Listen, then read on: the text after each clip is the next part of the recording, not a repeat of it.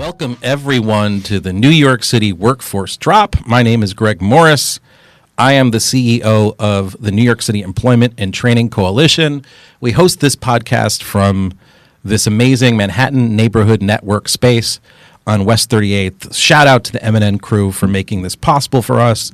When we do the podcast, I think at this point, we've had workforce providers, we've had elected officials, we've had folks who are, I think, extraordinary storytellers when it comes to human services and social services. We've dug into conversations about poverty. We've dug into conversations about the pandemic. We've talked about public transportation. And I'm just really grateful, quite frankly, that we have the guests that we do. And I have a very special guest today, and that's Scott French, HRA Administrator for the New York City Human Resources Administration. And Scott and I have not known each other for years by any stretch of the imagination, but a number of people who've been on this podcast, shout out to Grace Bonilla in particular, are huge fans of yours.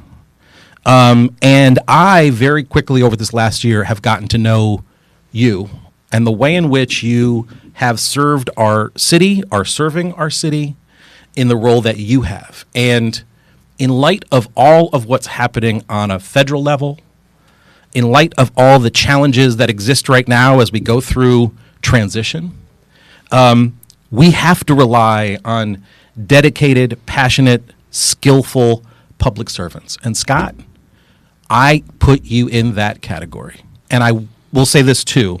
I want to thank you first and foremost because you were at our conference and you were in the coalition's as conveners kind of space in that conversation with Pascal Leone from Supportive Housing Network. Allison Nickerson was on that from Live On. Therese Daly was part of that as well from United Way of New York State. Anthony Barrow hosted that. He's from Lyft New York. And you joined that group.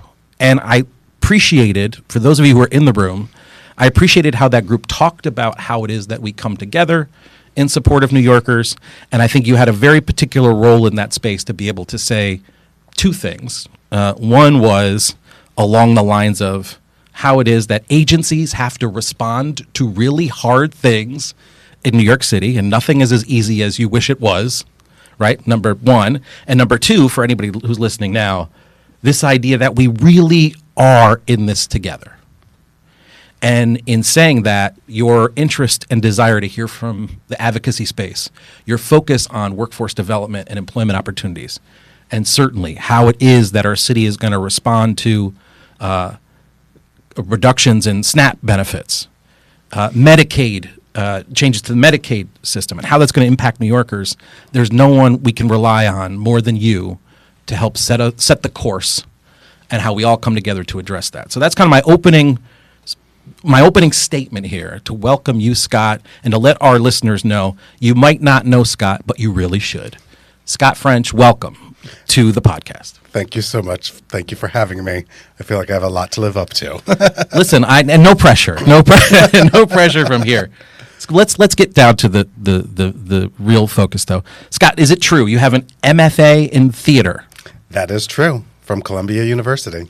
So how do we go from an MFA in theater to HRA administrator? I love the genesis stories of all these superheroes we know.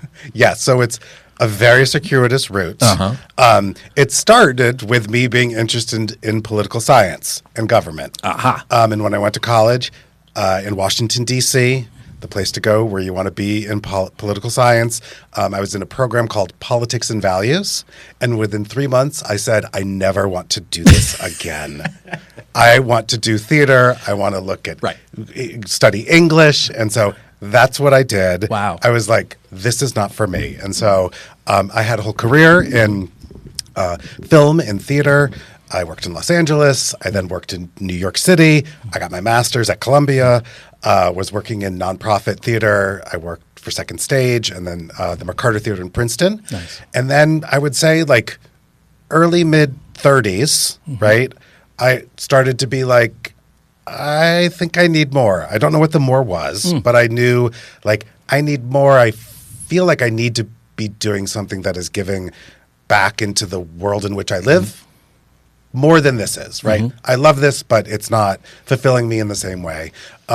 So I decided I'll go back to grad school again. And so I got a master's of public administration. Me too. I got my master's in public administration. At the University of Southern California, which is known for being a school that sends its graduates into government.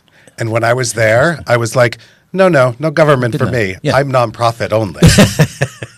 I'm a nonprofit guy. I was the nonprofit guy, and that's what I wanted to do. And while I was in Los Angeles, I was volunteering at the LA Gay and Lesbian Center, and they connected me to their older adults program. And all of a sudden I was like, right, aging is what I want to do. This is where I am. This really resonates with me.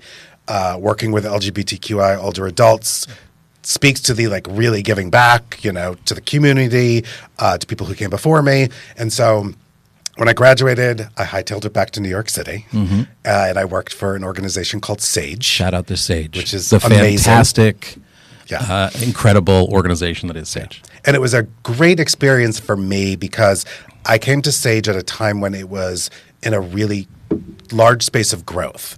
And when I was there, I was the director of institutional giving. So I was a development person. I was supposed to raise money. And I was focused on government and philanthropy, foundations.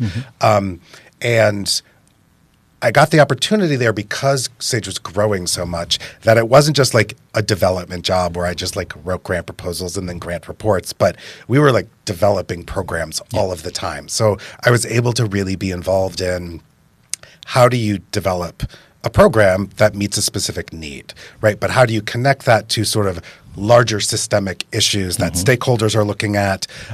How do you balance the prioritizing the individual while also thinking big picture at the same time? And SAGE was at a pivot point that time where I got to do that a lot because we were sort of working very quickly on opportunities that came our way. Some of them were at the federal level and were very policy based. Some were very granular and local and programmatic based. There was a workforce program that we developed during that period of time. And so I was able to build a lot of skills that I didn't have before, that sort of balance the personal, individual with large scale or scale-ish type of systemic, how are you working within systems? And I then, after about 6 years, started that feeling again of I think I want to work on a bigger scale. I really believe in this cause. I've loved working here. I've learned a lot, but I want to challenge myself a little bit more. And so I just started looking around, and a friend of mine worked at HRA, and he worked in, performance management and lots of data and things like that. And they were starting a new planning office. It was the first time they ever had it. And I had interviewed a couple of times for more performance management, data roles there. And I think we all knew that's not going to be good for me. That's not going to be good for you, right?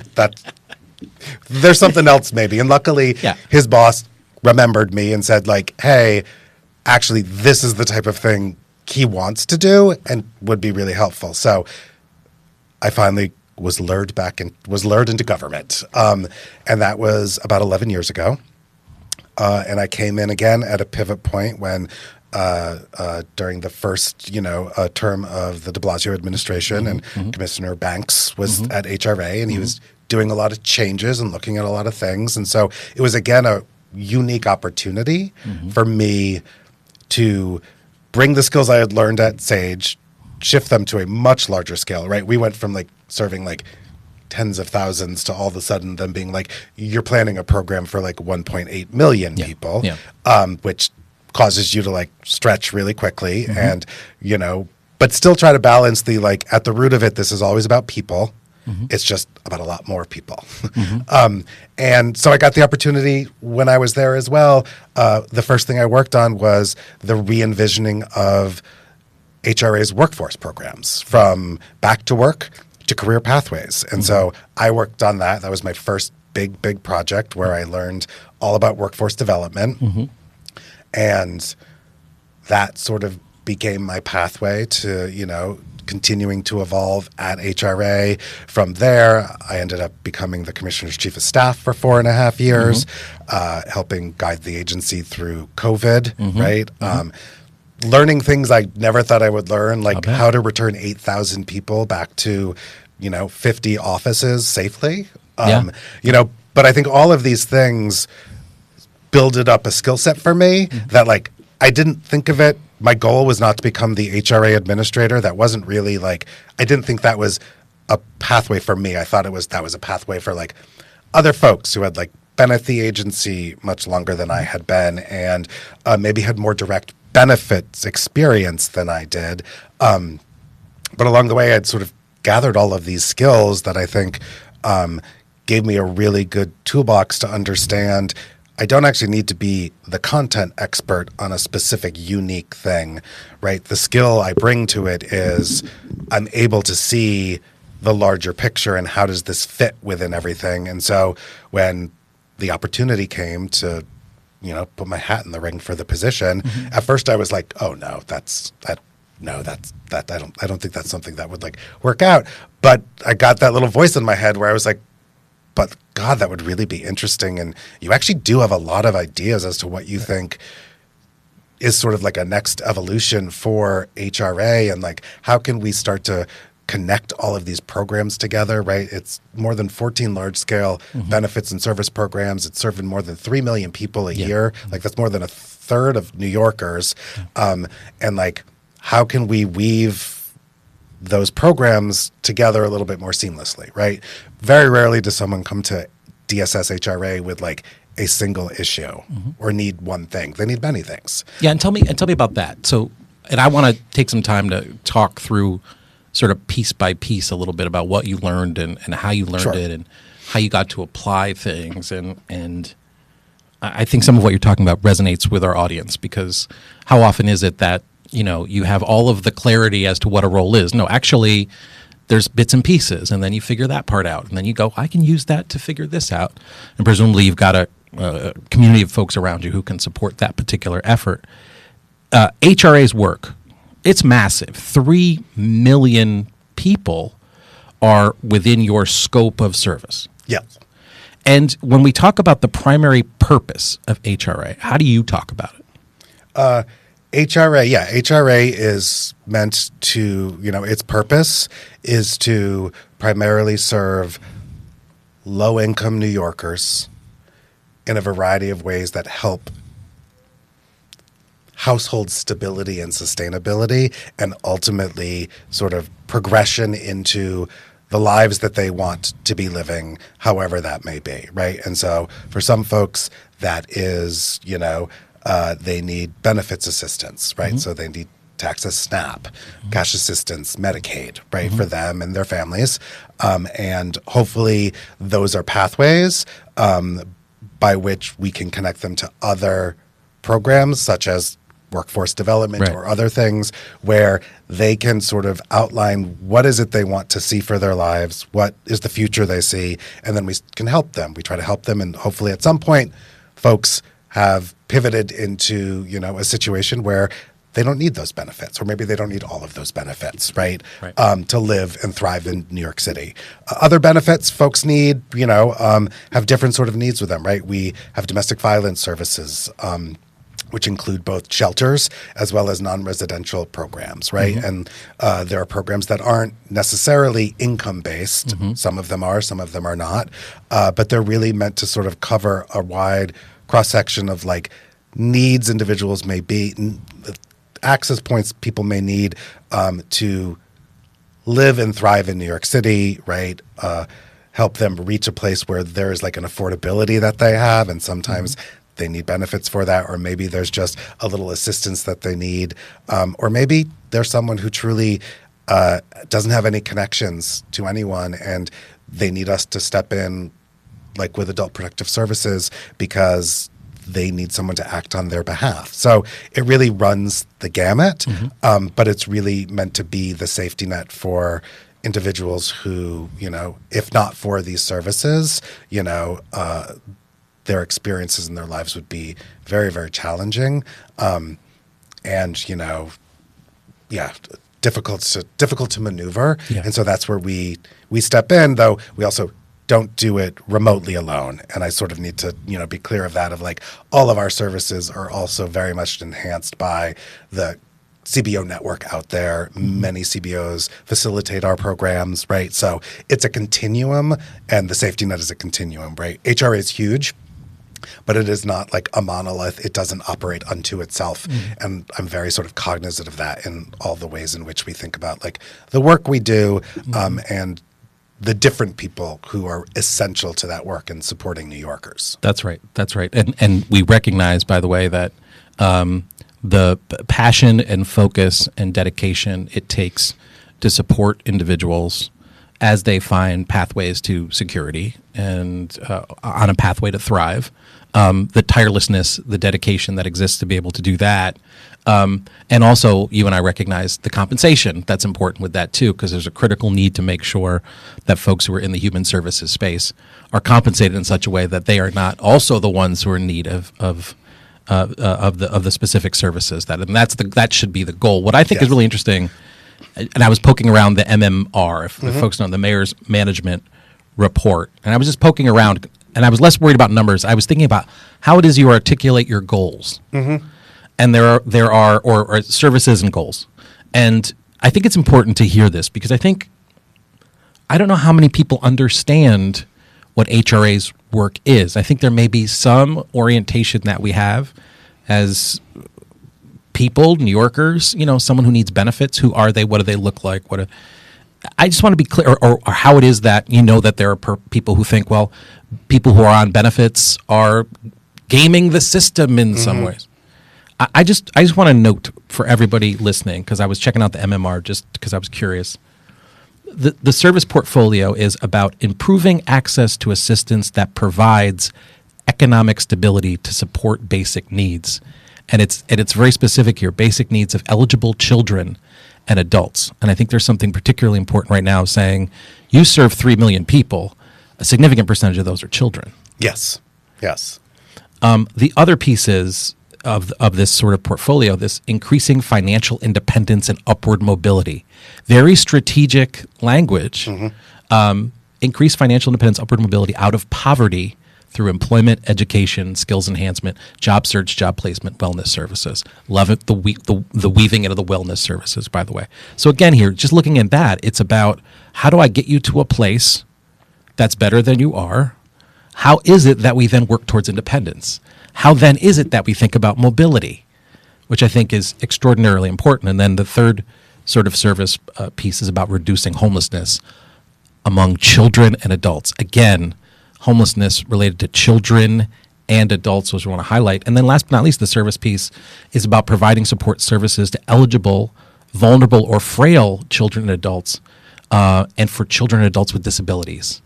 So I think it's something just important about acknowledging like the vulnerabilities here and also the resilience of individuals under the HRA umbrella, and how it is that we have to find pathways, whether it's access to SNAP benefits, Medicaid, et cetera, how it is that we think about housing. And I do want to spend a minute or two at some point talking about how it is that your shop has been thinking about the connection between housing options and the shelter system, because those things I think were disconnected before, but you're trying to figure out how to weave it together, which is particularly important. But I just want to kind of note this from the perspective of there can be a sense that we are burning these dollars. And the reality is your sole purpose is trying to get people the resource they need so that they can find some comfort and success in New York City. And again, I may be preaching to the choir to folks who are listening, but I just want to sort of say, like, this isn't about gaming anybody. This isn't about taking advantage. This is about addressing really, really significant challenges, as you noted, potentially multidimensional challenges that folks need to be able to find their pathway forward. Yeah, and I think it's important to know that individuals, families, households enter our continuum also at different places, right? Which means what they need is different. And some people maybe don't need to spend as much time with us, right, to get sort of on that stability or the on the path to financial independence. And others are going to be with us for a while. And so that's why I think you see a continuum of folks. And at times there will be like, oh, well, folks they just stay on benefits for forever. And I was like, no, that's not what happens. But like there are situations where folks will be with us, right? If generational poverty is real, right? New York City is very expensive, and impacts of systemic racism and access to education and other things, that means every person who comes to us comes at a different starting point. And the gaps, the challenges, or the period of time they need to get to a place where they're able to start that sort of development of financial independence and taking care of their families is going to be different. And I think that can be very difficult for folks to understand, or they just talk about it as a monolith. Yeah. Of everyone just stays on benefits forever, and it's like that's not what happens. That's not what our goal is as well. But also, we need to be cognizant and understand that like certain individuals are going to probably need to be with us for a longer period of time for a variety of different reasons, and that is what we are here to do. Right? It's our job to make sure we have the services and the programs that can really respond to like each person's need at that time. And on that note, let's pivot to let's call it the crisis points. Yes. Is it correct? 1.7 million folks SNAP based? Yes, it's between 1.7 and 1.8. Between 1.7 and 1.8 individuals accessing SNAP. Talk a little bit about what SNAP is. Sure. And then let's pivot to March is coming. Yes, March is coming. So yes, SNAP is the Supplemental Nutrition Assistance Program. It is run by the USDA. It's a federal government facilitated grant program that then flows through the state and flows through us. As you said, there's between 1.7 and 1.8 million New York City resident individuals on SNAP. And I would say about 550,000 of those are children, and another 550 or so are older adults. And recently, what has come back when we're talking about March is what's called able-bodied adults without dependents, short-term ABODs. ABODs. If you hear ABODs, that's what that is. Yes, ABODs, if that's what you hear. And what ABOD is it is a work requirement connected to SNAP for individuals who are defined as able-bodied adults without dependents. There's a variety of sort of criteria. ABOD has been under a waiver for a very long time. So while we have been identifying people as ABODs, complying with the work requirements has not been something that has been happening in New York State or many other places. Many places have been under waivers. Most often, many times they were under waivers based upon there weren't enough jobs in a certain locality or location. So that sort of granted someone a waiver. And this was particularly important during the pandemic period. Yes. So ABOD was implemented for a very short period of time in like 2019. Right. And then the world changed. Yeah. And so ABOD is back as part of HR 1 from the summer. The federal government is re-implementing ABOD with some also very significant changes, right? They are expanding who an ABOD can be, right? It used to be, individuals 18 to 59 who didn't have an individual in the household who didn't have anyone 18 or younger in the household. You were exempt if you were homeless, a veteran. You were an individual under 24 who was in foster care at age of 18. And almost all of these things have gone away or changed, right, as part of HR 1. And so they've removed the exemption for homeless individuals, for, vets and those who used to be in foster care. They expanded the age range up to 64. So now it's people age 18 to 64 need to be assessed for these work requirements. So that was 59 was the Yes. Now it's 64. Now it's 64. Going to be 64. And then they lowered the age of ABOD from 18 to someone only 13 or younger, right? And I've spoken to many people who have said, my 14-year-old is a dependent, I can promise you, right? So they've made many changes that are meant to hurt people, right? And make it more difficult for people to comply with work requirements. So if you're identified as an ABOD, you have to meet basically, an 80-hour a month work requirement engagement activity breaks down to about 20 hours a week. Depending on your activity, those number of hours can become less. A lot of weedy stuff there. But it's meant to create additional burdens primarily for individuals on SNAP. And the outcome is usually people lose benefits, or they give up, or they opt out because they don't understand what they're supposed to do, or they do what they're supposed to do but don't understand how to report it. Or they didn't open their mail to know. They didn't open their mail. And it's meant to sow confusion amongst people because that's what it happens, right? Because it's proven that work requirements don't actually work, right? Punitive compliance-based work requirements don't actually set people on a pathway that is, getting them to a place where they are able to, achieve financial independence, and then they don't need to rely on benefits anymore. It's been proven that that doesn't work. And so those go into effect March 1st, right, is the first month where individuals identified as ABODs will have to comply. We've been identifying people as ABODs under the new criteria since the beginning of November. And there was a lot of sort of back and forth in the late fall that was very, tied into the government shutdown as well. Right, because it was about November to start with, and that's when we looked at government shutdown mode. We were given 30 days to launch the ABOD program. Which would have addressed the needs of how many people was it? At that point, it would have been under the sort of old definition of ABOD, there were approximately 100,000 individuals on SNAP. Under the new expanded definition, we estimate it could impact approximately another 130,000 folks who were currently on SNAP. That doesn't include new people coming to SNAP, right? Because and that's also there's a lot of people who are eligible for SNAP who don't access SNAP. Is that correct? Not as many as actually. I would say in New York City we're pretty good in regards to there's a federal measure called the PAI, the Program Access Indicator, where we are one of the highest in the country. Where I think we're at like 94%. Okay.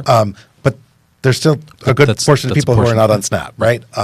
And which presumably could make their lives easier. In some ways. That's what I. Yeah, and there is a concern with these new requirements that folks will opt themselves out, right? And so they really need SNAP, but they're going to opt themselves out because they either don't understand what the work requirements are, or feel like I'm not going to be able to deal with this, or it's not worth it. Yeah. Which is what we're really, really trying to avoid. And the theory of the case here in some people's minds is that there are people who are capable of working who are not, who somehow are accessing these benefits when they should be engaged in work requirements. They should be doing other things. And I think you would, as you just pointed out, that's not the case for the vast majority of individuals, right? That in this city where there's tremendous affordability challenges, where we know there are realities and vulnerabilities and complexities in people's lives, these are critical benefits that help people live. And those benefits being stripped away in any capacity puts people in life-threatening circumstances, or further complicates their lives in ways that could be very dangerous to their welfare and their well-being. And that would seem to be a pathway that, as you suggested, is to try to get people off benefits in a way that is inhumane, cruel, and otherwise compromising, I think, the way we should treat each other. And it's certainly not aligned with what your mission and your purpose is, which is about economic mobility, upward mobility, independence. This is the opposite. Yes. And so, the approach we have taken in partnership with a whole community of organizations, advocates, and others who are deeply committed and concerned about all of this is, how can we come up with a way to make this as simple as possible and minimize the negative impacts on people as possible and keep as many people connected to benefits as How possible. ready are we for this? How ready are we literally the clock feels like it's ticking. It is. I think we have a really good foundation in place. I think we've set up systems that, we are ready to put in place or have put in place. We have really focused on like over communicating. I have literally gone and talked to anybody who will want to hear me talk about SNAP, ABOD, what it means, how it's going to work, how can you help the people you engage with. I think the CBO and the nonprofit community are really engaged and really want to help. And so we're really trying to make sure everyone has the same information and that there isn't misinformation out there. We'll obviously see in March what type of compliance. I think we're probably it's going to take a little while for us to be able to get the compliance up where we want it to be, because this is new to everybody. Nobody's had to do this. And, that is something that we're tracking closely. So we're going to be ready to pivot quickly. But I think we've put everything into place to be able to try to minimize the impact as much as possible. And, we'll be tracking it closely and communicating very closely with individuals who do need to comply so that they're really aware of what's happening. And I really do have to say as well, the CBO community has really stepped up here in regards to like coming forward and volunteering as like spaces where they want to help folks. And I think that is something that's great. HRA isn't always the easiest place to engage with from, bureaucracy and the ways in which things work. But I think we found a way in this space that I hope can prove as a model for other things to like find those ways though in which we can really interconnect and hopefully support as many people as possible and minimize negative impacts as much as possible. You said an interesting thing at the conference. It was a question sort of on this complexity between regulation or responding to regulations and compliance and contractual related expectations, and how that meets or how that intersects with operations and service. And to go back to your comment there about HRA may not be the easiest to work with or to engage with, even if the individuals like you out knocking on every door to say, here, get ready, here's what we need to know. And shout out to our community-based organization partners who are doing this with you and support and alignment. Can you give us an example of how that disconnect exists between regulation and operations and service? In other words, I suspect there are some people day in and day out who would say, you can make this very easy. This is a problem that we should be able to solve, whatever it is. But you're also dealing with ways in which funding can be moved, what the law says, and you're dealing with it, if I understand correctly, on a local, state, and federal level too. Yes. So I think, some of the challenges, I think, speaking to this directly is under cash assistance, right? There are also work requirements. They've been around for a very long time. It's called mandatory engagement. It's far more rigid than SNAP is, right? And I think there's lots of rules. There's immense timekeeping. There's like a different hours for different activities that all have to add up to like a weekly thing, and it's very complicated. And I think we've spent a lot of time in that space trying to figure out how can we engage more broadly and deeply in the larger workforce development space, right? There has really been, I think, a lot of like separation of there's the HRA workforce stuff, which is for people on benefits, and then there's WIOA, workforce, all of the other things. Right. And the two don't meet. 2, 3, 4, 12 don't and it's because a lot of times that rigidity can be very difficult for folks. And I think and causes things to break down of like, how can we partner with a smaller CBO or a very unique workforce development program that maybe doesn't have the same infrastructure that we require to be able to track something appropriately because it's so rigid. The intensity of the data tracking, the content you have to keep and to make sure you get reimbursed for what you're doing, right? Yes. Just like our providers do. Yeah. But I think the SNAP ABOD, right, is a little bit more flexible. And so I really talked to our teams and pushed our teams to say like, hey, let's broaden our scope of how we can define partnership. Let's broaden the scope of what administrative sort of measures can we take out of this that make this just much more of an easy, like we're in partnership, we're supporting people, the reporting is necessary, but far more simplified, and let's try to find a pathway. And I think we've set up something. I hope it works exactly like I'm hoping it's going to work. We might have to adapt it a little bit, but I think that then becomes the further pathway to say like, great, how do we incorporate this into more things that we do, right? So that the people who come to us and need services and maybe also have this mandatory requirement can actually access the full scope of what's out there and don't have to be just limited to what we do. And I think our programs are amazing, and I think we've developed a lot more that provide a lot more opportunity. But like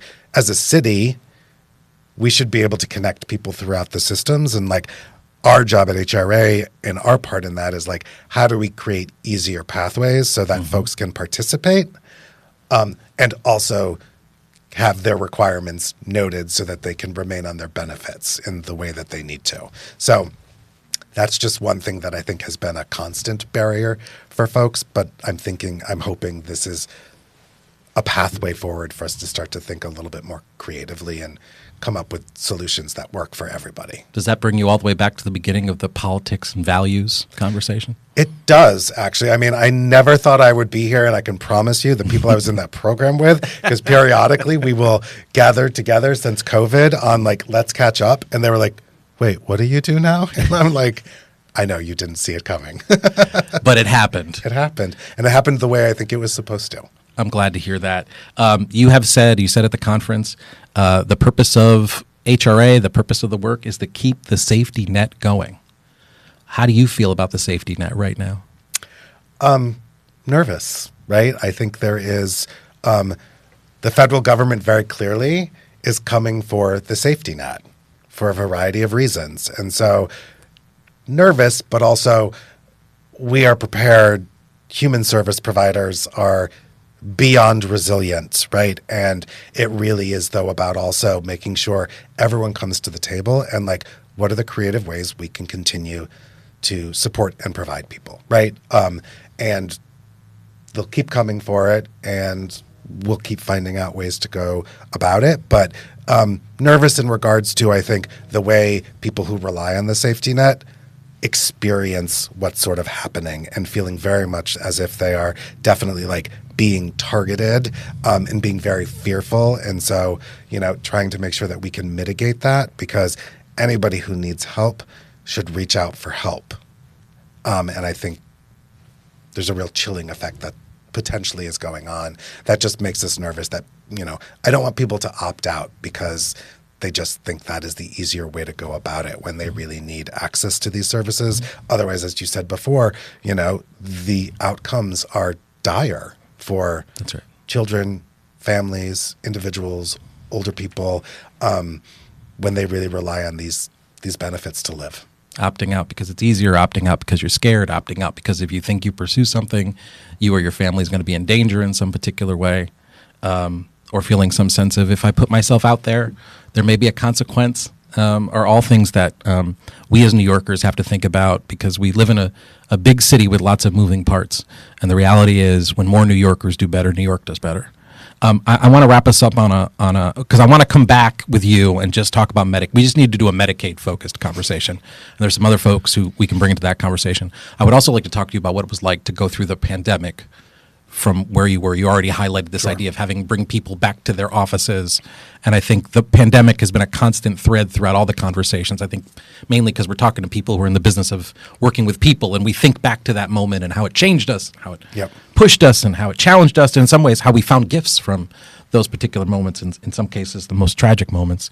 But I want to end on kind of something a little feather in the cap here, because I do want you to say a word or two about how it is that you help to stitch together within your purview, connected to different folks, the sort of homeless services, housing, shelters. If I understand correctly, there were sort of different buckets of things or different ways in which that was happening. And I think you have made a particular effort and focus on trying to figure out how to make some of those pieces come together. Yeah. So I think one of the things that was really happened was housing support services was across every single area of the agency. And myself and Commissioner Park really noticed that this is not the most effective way to do this, and we can serve more people and better if we bring them all together. And that is really what we've done relatively recently, to bring together subsidies, supportive housing, the development of housing, as well as homelessness prevention under one umbrella. So there's a singular person who's responsible for making sure everything's moving in the right and the same direction, which I think is far more effective and is ultimately going to be better for people to move out of shelter and remain stably housed, which is essential. Scott, I want to thank you very much for that particular effort and that investment. I know lots of things are work in progress, and there's no shortage of urgency. I think our city is in very good hands, not just because you are in the place that you're in trying to help steer us in new and dynamic directions, but the investment you've made in working with CBOs, with the workforce development space, with this particular universe of individuals in New York City who are stand with you in trying to keep the safety net stronger, as strong as it can possibly be. Great. Thank you so much for having me. Thank you, Scott.